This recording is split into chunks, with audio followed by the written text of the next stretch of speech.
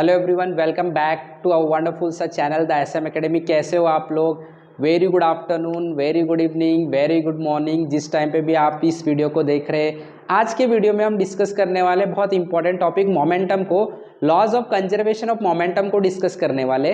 हम समझने वाले हैं कि मोमेंटम जो है ये किस तरीके से कंजर्व होता है, इसके क्या नियम नेचर ने दे के रखे मोमेंटम को कंजर्व होने के लिए। ये सारे कंसेप्ट को क्लियरली समझेंगे, जिसकी वजह से लॉज ऑफ मोशन समझना और आसान हो जाएगा। आप लोगों को इस वीडियो को लास्ट तक देखना है, सारे कंसेप्ट क्लियर हो जाएंगे। साथ में आप लोगों को पता है क्या करना है, आपके नोट्स भी बनाने शुरू कर देने साथ में। So now without wasting our time अब हम स्टार्ट करेंगे। Let us begin now. When we talk about laws of conservation of linear momentum, सबसे पहले तो हम लोग मोमेंटम को जानते हैं। अगर आप लोग नहीं जानते हैं तो फटाक से आप लोगों को सर्च करना है the SM Academy, Newton second law of motion search करना है, उसमें देखना है। हम लोग ने मोमेंटम को बहुत अच्छे से भी तो एग्जांपल समझने की कोशिश की थी। ओके, सो मोमेंटम क्या होता है, इसको एक बार एक छोटी सी झलक से देख लेते।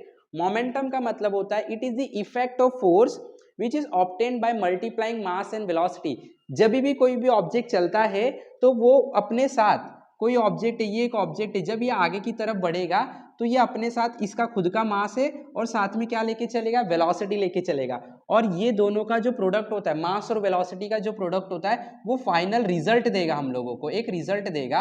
और ये रिजल्ट जो होता है इसी को हम लोग बोलते हैं लीनियर मोमेंटम। क्या बोलते हैं? Linear momentum. ये एक बेसिकली हम बोल सकते हैं फोर्स का इफेक्ट होता है। क्या होता है? फोर्स का इफेक्ट होता है। यानी कि अगर मैंने किसी ऑब्जेक्ट को जोर से मारा तो जो मैंने फोर्स अप्लाई किया उससे क्या इफेक्ट होगा, ये किस बात पे डिपेंड करता है? आंसर है वो मास और वेलोसिटी के मल्टीप्लिकेशन पे डिपेंड करता है। ये चीज हम लोगों को समझना है, यही चीज को मोमेंटम बोलते हैं। ओके, अब ये मोमेंटम के लॉस को, नियम क्या क्या है मोमेंटम का, उसको समझते हैं। यानी कि जो मोमेंटम किसी भी ऑब्जेक्ट में होता है वो मोमेंटम की क्या कैरेक्टरिस्टिक्स है। तो कैरेक्टरिस्टिक ये हमें बताता है कि इन नेचर अगर आपके पास कोई भी सिस्टम आइसोलेटेड है, पूरी तरीके से अलग है, उसके ऊपर कोई फोर्स काम नहीं कर रहा है, तो इस सिस्टम का मोमेंटम हमेशा कंजर्व रहेगा। मोमेंटम हमेशा कंजर्व रहेगा। इसको बहुत अच्छे से एग्जांपल से समझेंगे। जैसे एग्जांपल ले लेते हैं, हमारे पास कोई एक ऑब्जेक्ट है, ये एक ऑब्जेक्ट है हमारे पास, यहाँ पे हमारे पास और एक ऑब्जेक्ट है। ये दोनों ऑब्जेक्ट आप देख सकते हो, मास अलग अलग है, बराबर ना। इस ऑब्जेक्ट का मास मान लो m1 है, इस ऑब्जेक्ट का मास मान लो m2 है। ठीक है, ये दोनों ऑब्जेक्ट जो हैं इनके मास है, यहाँ पे मैं बना देता हूँ, m1 है और इस ऑब्जेक्ट का मास जो है वो है m2। ठीक है, समझ में आ रहा है हम लोगों को? अभी ये ऑब्जेक्ट का कुछ तो मोमेंटम होगा। अगर ये ऑब्जेक्ट चलेगा तो हम लोग चला देते, बोल देते हम लोग ये ऑब्जेक्ट मोशन में है। ठीक है, ये ऑब्जेक्ट इधर जा रहा है u1 वेलोसिटी से और ये ऑब्जेक्ट भी आगे की तरफ जा रहा है u2 वेलोसिटी से, चलेगा? Okay fine. तो अगर ये ऑब्जेक्ट आगे बढ़ रहे तो हमें पता है कोई भी ऑब्जेक्ट अगर चलता है तो वो मोमेंटम लेके चलता है, लीनियर मोमेंटम। अगर स्ट्रेट लाइन में चल रहा है तो लीनियर मोमेंटम लेके चलेगा। तो ये दोनों ऑब्जेक्ट लीनियर मोमेंटम लेके चल रहे हैं। कितना? इस ऑब्जेक्ट का मोमेंटम कितना है? तो आप लोगों को पता है मोमेंटम जो होता है वो होता है मास इंटू वेलोसिटी। इस ऑब्जेक्ट का मास कितना है? m1। इस ऑब्जेक्ट का वेलोसिटी कितना? u1। तो इस ऑब्जेक्ट के पास है, मैं बोल देता हूँ ये बॉडी a है, ये बॉडी b है। तो a के पास मोमेंटम है m1 u1, इसके पास मोमेंटम कितना? ये b है, तो momentum of body b is equal to mass कितना? m2 और वेलोसिटी कितना? u2। ठीक है, हम लोग को अभी ये बात समझ में आ गया। ठीक है, अभी आगे बढ़ रहे हैं, एक कंडीशन में दे देता हूं और वो कंडीशन मेरा रहेगा कि u1 is greater than u2। यानी कि इस ऑब्जेक्ट का जो वेलोसिटी है वो ज्यादा है इस ऑब्जेक्ट के वेलोसिटी से। तो थोड़े टाइम बाद क्या होगा, सब लोगों को पता है, थोड़े टाइम बाद ये आपस में भिड़ जाएंगे, महाभारत, कोलिजन होगा, टकरा जाएंगे। क्योंकि इसका वेलोसिटी u1 जो है वो बहुत ज्यादा है, इसका वेलोसिटी u2 जो है वो कम है। तो ये धीरे धीरे जा रहा है, फटाक से जा रहा है, ये दोनों टकरा जाएंगे, कोलिजन होगा। ओके, तो हम यहाँ पे ऐसे बता देते हैं कि थोड़े देर बाद ये ऑब्जेक्ट यहाँ पे आ जाएगा और ये ऑब्जेक्ट यहाँ पे आ जाएगा और ये दोनों ऑब्जेक्ट के बीच में कोलिजन हो जाएगा, ये टकरा गए, कोलिजन। क्लियर? ओके, अब कोलिजन हुआ तो मास में क्या फर्क पड़ता है? कोई फर्क नहीं पड़ेगा, बराबर। ये ऑब्जेक्ट A था, ये ऑब्जेक्ट B था, अभी भी इसका मास m1 होगा, इसका मास m2 होगा। ठीक है, अभी आपको पता है जैसे ही कोलिजन होगा ये ऑब्जेक्ट डिसेलेरेट हो जाएगा, इसकी वेलोसिटी कम हो जाएगी, ये ऑब्जेक्ट एक्सेलरेट हो जाएगा, आगे की तरफ बढ़ना स्टार्ट कर देगा।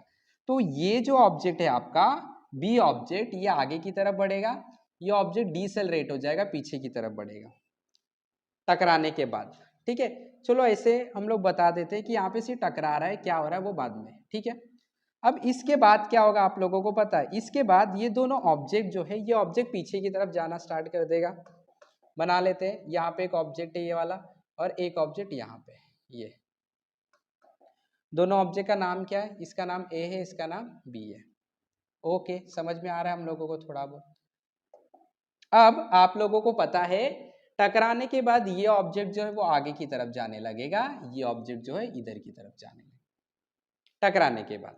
ठीक है, तो अब हम लोग ये बात को बता देते हैं अच्छी तरीके से कि एक्चुअल में हुआ क्या था। तो हम बता देंगे, ये वाला जो सिस्टम दिख रहा है आप लोगों को, ये सिस्टम बिफोर कोलिजन का सिस्टम है। बिफोर कोलिजन मतलब कोलिजन होने से पहले, बिफोर कोलिजन, यस परफेक्ट। उसके बाद ये वाला जो सिस्टम है ये है ड्यूरिंग कोलिजन। तो यहाँ पे मैं लिख देता हूँ, ये जब क्या हो रहा था, कोलिजन हो रहा था। क्या हो रहा था, कोलिजन। तो ये आपका हो गया during collision, before collision, during collision. और ये है आफ्टर कोलिजन, यहाँ पे मैं लिख देता हूँ आफ्टर कोलिजन। परफेक्ट, समझ में आ रहा है सब लोगों को ये बात। ओके, अब देखो जरा ध्यान से, जब कोलिजन होगा तो ये इधर जाएगा, स्पीड तो चेंज हो जाएगा। पहले इस ऑब्जेक्ट का स्पीड u1 था, अब इसका स्पीड चेंज हो गया, फाइनल हो गया कुछ तो v1 बोल देता हूँ, और इसका स्पीड भी चेंज होके v2 हो जाएगा। ठीक है, अब हम लोग क्या करते हैं, इसका मोमेंटम लिख लेते हैं। इसका मोमेंटम क्या होगा, अब मोमेंटम ऑफ ए जो होगा वो होगा, मास तो उतना ही रहेगा इसका m1, इसका भी मास उतना ही रहेगा m2 बराबर। इसका मोमेंटम होगा मास इंटू वेलोसिटी, इसका मोमेंटम भी होगा मास इंटू, सॉरी m2 है मास, वेलोसिटी v2 है। ठीक है, यहां पे क्या करते हैं हम लोग, टोटल मोमेंटम निकाल लेते हैं। तो टोटल मोमेंटम इनिशियल, इनिशियल का मतलब होता है टकराने से पहले, कोलिजन के पहले, कोलिजन के पहले यही सिस्टम था। तो टोटल मोमेंटम पूरे सिस्टम का क्या होगा, इस सिस्टम का मोमेंटम प्लस इस सिस्टम का मोमेंटम।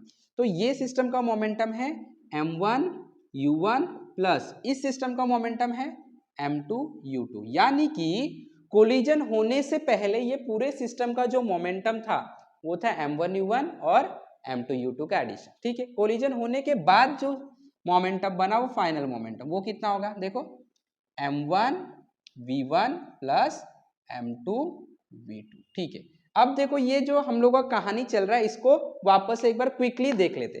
क्या हुआ, दो ऑब्जेक्ट था, इसका मास m1 था, इसका मास m2 था, इसका वेलोसिटी u1, इसका वेलोसिटी u2, दोनों टकराए क्योंकि इसका स्पीड ज्यादा था और टकराने के बाद बिखर गए। इसका वेलोसिटी v1 हो गया, v2 हो गया। इसका जो मोमेंटम था पूरे सिस्टम का m1 u1 था, m2 u2 था। इसका जो मोमेंटम था m1 v1 था, m2 v2 था। अब जब कोलिजन हो रहा था, ये जब जा रहे थे आगे, कोलिजन हो रहा था, तो हम लोगों ने तो बाहर से कोई फोर्स ही नहीं लगाया था कि जा भाई ले जा टकरा जा, नहीं, ये खुद से हुए। ये वेलोसिटी था इनके पास, जाके खुद से टकराए। इसका मतलब एक बात याद रख लो, no external force is applied. इसको नोट कर लेते हैं, no external force is applied, बाहर से कोई फोर्स नहीं लगाया गया, सब जो भी हुआ सब खुद से हुआ था नेचुरली। ठीक है, अब देखो क्या होगा जब टकराएंगे तो क्या होगा, जो ऑब्जेक्ट ए है ये इसके ऊपर फोर्स लगाएगा और ये भी इसके ऊपर फोर्स लगाएगा, करेक्ट। ये कितना फोर्स लगाएगा, ये फोर्स लगाएगा बी पे, तो हम बोलेंगे force on B due to A, यहाँ पे बोलेंगे force on A due to B. Okay, अब न्यूटन का थर्ड लॉ के हिसाब से क्या रूल बनता है, न्यूटन का थर्ड लॉ ये बोलता है कि ये जितना एक्शन इसके ऊपर करेगा ये उतना रिएक्शन इसके ऊपर करेगा और वैल्यू इक्वल होगा। तो ये फोर्स एफ बी ए लगा रहा है, ये फोर्स लगाएगा F A B, value same रहेगा, डायरेक्शन अपोजिट रहेगा। तो इसी चीज को, ये जो बात यहाँ पे चल रही, इसी को मैं मैथमेटिकली कैसे लिख सकता हूँ, मैं मैथमेटिकली लिख सकता हूँ, मैं मैथमेटिकली लिख सकता हूँ कि force on B due to A is equal to force on A due to B but direction opposite. मैं बोल रहा हूं कि दोनों का फोर्स सेम रहेगा, एक्शन और रिएक्शन फोर्स है according to Newton third law. कैसे हुआ यहां पे, from third law of motion. ठीक है, चलो अब हम लोग इसमें वैल्यूज रखेंगे, ध्यान से देखते जाना। अब मैं इसमें वैल्यू रख रहा हूं। फोर्स का फॉर्मूला क्या होता है? फोर्स का फॉर्मूला होता है mass into acceleration minus mass into acceleration. ठीक है, परफेक्ट। चलो देखते हैं। ये फोर्स ए पे बी लगा रहा है, ये इसके ऊपर फोर्स लगा रहा है, करेक्ट। तो कितना फोर्स लगाएगा? एम इंटू ए। तो इसका मास कितना है? m1 है। तो अब मैं यहाँ पे m1 ऐड कर दूंगा और यहाँ पे क्या ऐड कर दूंगा? m2, क्योंकि ये फोर्स जो है ये ए फोर्स बी ए पे लगा रहा है, तो बी का मास कितना है? m2। ठीक है, अब ध्यान से देखो मास, क्या एक्सेलरेशन को मैं change in velocity upon time लिख सकता हूं? बिल्कुल लिख सकता हूं। माइनस m2, क्या एक्सेलरेशन को मैं change in velocity upon time लिख सकता हूं? बिल्कुल लिख सकता हूं। एक्सेलरेशन का यही फॉर्मूला होता है। अब देखो मास 1, यहां पे मास 1 की कंडीशन, मास 1 का चेंज इन वेलोसिटी कितना होगा? मास 1 का वेलोसिटी पहले था u1, अब हो गया v1, तो चेंज क्या होगा? v1 minus u1, final minus initial. तो मैं यहाँ पे चेंज इन वेलोसिटी को लिख दूंगा v1 minus u1 upon t is equal to minus m2। ये m2 सिस्टम का, m2 सिस्टम ये वाला है, इसका क्या इनिशियल वेलोसिटी था? u2, फाइनल वेलोसिटी v2, तो final minus initial v2 minus u2, change in velocity मिल गया। तो यहां पे लिखूंगा v2 minus u2 upon t, ये दोनों मर गए। अब क्या मिलेगा? देखो m1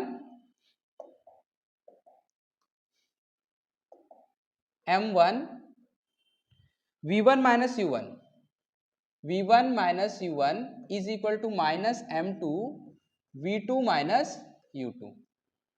मल्टीप्लाई कर लो, m1 v1 minus m1 u1 is equal to minus m2 v2 minus minus plus m2 u2।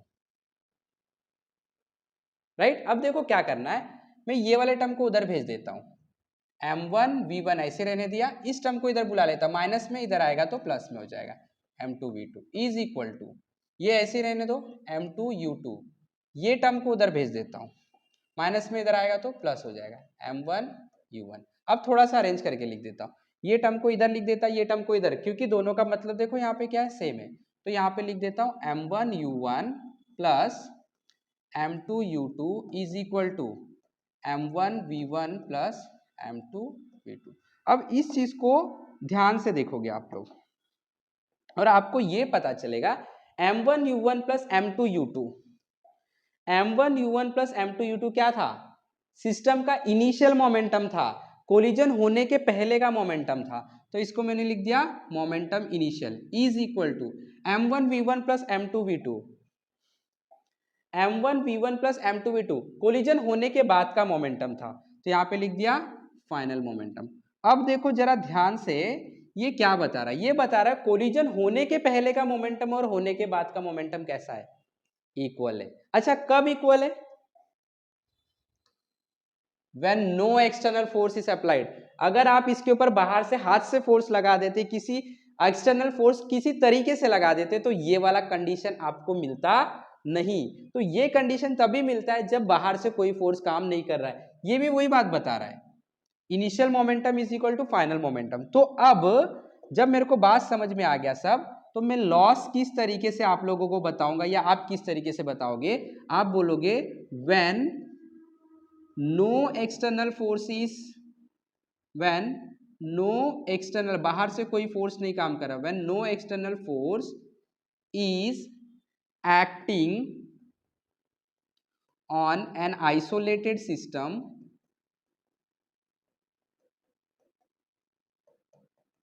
the total momentum, the total linear momentum,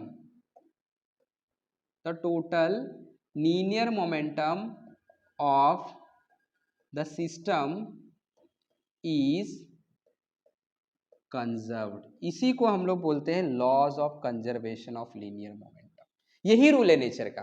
क्या बोल रहा है कि अगर कोई भी सिस्टम है, उसके ऊपर बाहर से कोई भी फोर्स नहीं काम करेगा, अगर उनके पास मोमेंटम है और वो टकरा रहे हैं, कोलिजन हो रहा है तो टकराने से पहले जो भी मोमेंटम होगा, टकराने के बाद जो भी मोमेंटम होगा, हमेशा कंजर्व रहेगा, हमेशा सेम टू सेम मिलेगा। इसकी मदद से आप लोग इनिशियल फाइनल वेलोसिटी, आप लोग मास तो कांस्टेंट ही रहेगा, बट इसकी मदद से आप किसी कोलिजन होने से पहले अगर आपको पता है आप इनिशियल वेलोसिटी क्या देने वाले हो, तो फाइनल वेलोसिटी आप खुद से कैलकुलेट कर सकते हो कोलिजन होने से पहले ही। So this is very important, this is the call as laws of conservation of linear momentum. तो आपको हमेशा याद रखने का, अगर कोई भी सिस्टम टकराने वाला है, कोलाइड करने वाला है, अगर उसके ऊपर बाहर से कोई फोर्स नहीं काम करेगा तो टकराने से पहले मोमेंटम और बाद में सेम होता है। इसी को बोलते हैं laws of conservation of momentum when no external force, when no external force, दो बार हो गया है, when no external force is acting on an isolated system, total linear momentum of the system is conserved. So I hope कि सब लोगों को ये बात बहुत अच्छी तरीके से समझ में आ चुका है। वीडियो पसंद आया तो फटाफट लाइक करना है, शेयर करना है, चैनल पे नए हो तो सब्सक्राइब भी करना है। हमारे साथ जुड़े रहे, सीखते रहे। Have wonderful day, have wonderful learning. Thank you very much.